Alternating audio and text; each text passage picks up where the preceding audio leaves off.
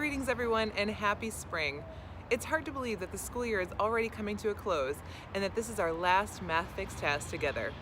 I hope you've enjoyed these monthly challenges as much as I have and that they've satisfied your cravings for a simple yet challenging problem. So without further ado, let's jump into our last task. Today's Math Fix is brought to you by G-C.A.3, which asks students to construct the inscribed and circumscribed circles of a triangle and prove properties of angles for a quadrilateral inscribed in a circle. Let's take a look at our problem today. Students are asked to decide whether they agree with Jeff, who says that Amy is incorrect in saying that by drawing 3 radii of the circumscribing circle shown, she can prove that the triangle must be equiangular and hence equilateral. Jeff says that this can only be done by drawing 3 radii of the inscribed circle. So, who's right? Let's find out. Here, students are likely to start by evaluating Amy's claim first. They might struggle initially with where to draw the 3 radii, for example, drawing something like this. They should soon realize that they need to be strategic about where to draw the radii in order to gain information about the angles of the triangle that they are trying to prove are equivalent. Once realizing this, they will likely draw the radii like so that from the construction of an inscribed circle, they will know that each of these radii drawn are angle bisectors of the triangle. From here, they can label the 6 angles created, A, B, C, D, E, and F, as shown.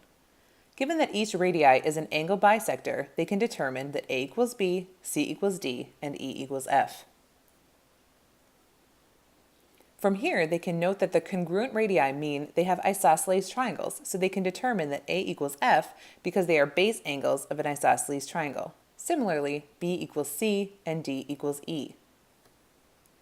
It thus follows that A equals B equals C equals D equals E equals F, and therefore A plus B equals C plus D equals E plus F.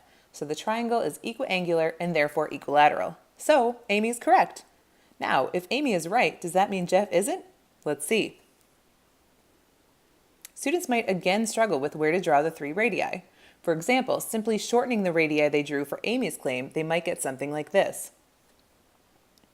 Here, they will need to realize that the radii must come in contact with the triangle, and if they draw them as perpendicular bisectors of the side of the triangle as opposed to the angle, this can be useful. They can now realize that by the construction of the circumscribing circle of a triangle, each radius drawn is the perpendicular bisector of a side of a triangle, and therefore B equals C, D equals E, and A equals F. By the two tangents theorem, then, students can also conclude that A equals B, C equals D, and E equals F. Therefore, similar to in Amy's, A equals B equals C equals D equals E equals F, and therefore B plus C equals D plus E equals A plus F. So the triangle is equilateral and therefore equiangular. Therefore, unlike many of our previous Math Fix tasks, both Amy and Jeff are correct.